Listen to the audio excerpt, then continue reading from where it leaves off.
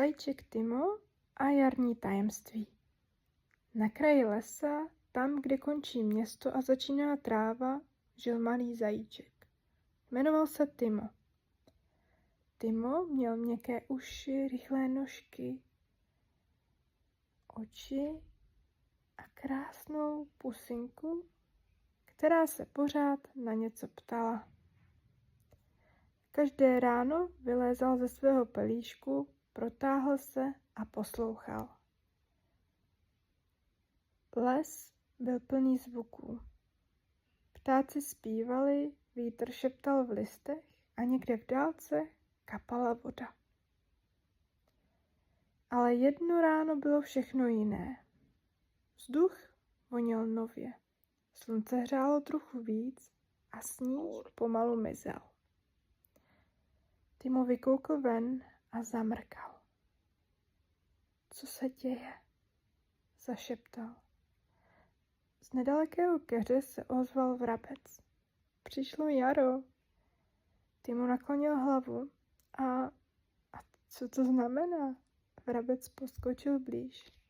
No, to znamená, že se všechno konečně probouzí. Timo se rozhlédl a opravdu. Tráva byla zelenější. Stromy měly malé pupeny. A vzduch byl takový živý. Timo běžel po louce a najednou si všiml něčeho zvláštního. U staré vrby seděla malá liška. Měla skloněnou hlavu a před sebou košíček s vajíčky. Ahoj, řekl Timo. Liška zvedla oči. Ahoj. Co tu děláš? Zeptal se. Zdobím vajíčka, odpověděla. Timo se posadil vedle ní. Ale proč? Proč zdobíš vajíčka? Liška chvíli mlčela. No, protože se to tak dělá. A líbí se ti to? Zeptal se Timo. Liška pokrčila rameny. No, já vlastně nevím.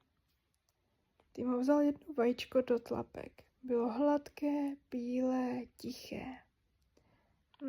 Můžeme to zkusit jinak, co říkáš?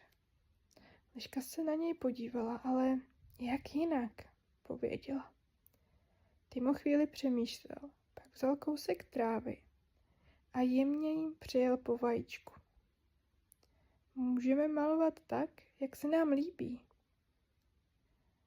Liška se usmála a začala. Další den potkal Timo ježka. Ježek měl kolem sebe větvičky. Co děláš? Zeptal se Timo. Ale pletu pomlásku, řekl ježek. A proč? Protože se to tak dělá. Ale já vlastně nevím proč. Timo si vedle něj sedl. Ty opravdu nevíš proč. Ježek zavrtěl hlavou. Timo chvíli mlčel a pak řekl. Možná je to proto, že jaro přináší novou sílu. Ježek se zamyslel. A musí to bolet? Timo zavrtěl hlavou. Ne, nemusí to bolet. Ježek položil větvičky. Tak já ji použiju jinak. A jak? Zeptal se Timo. Jako proutek na vodu, řekl ježek. Na vodu? Divil se Timo. Ježek přikývl. Pod břízou je prý kouzelná jarní voda. Timo rozzářil oči. Tak pojď. Doběhli k bříze. Byla vysoká a tichá. Z její kůry kapala voda. Pomalu. Kap, kap, kap, kap, kap. Timo natáhl tlapku. Voda byla studená, ale příjemná. To je jarní voda, zašeptal ježek. Říká se, že pomáhá všemu, co roste. Timo si opláchl čumáček a najednou se cítil svěže. Ne jiný, jen víc probuzený. Večer se zvířátka sešla na louce. Liška přinesla barevná vajíčka. Ježek měl proutek. Vrabec zpíval a Timo se rozhlédl. Každý dělá něco jiného, řekl. Liška přikývla. A to je v pořádku. Ježek se usmál. Jaro není o tom dělat věci stejně. Je o tom, že se všechno znovu probouzí, zakřičel vrabec. Timo se lehl do trávy, cítil teplo, slyšel dech lesa a věděl, že jaro není jen venku, ale i uvnitř v nás.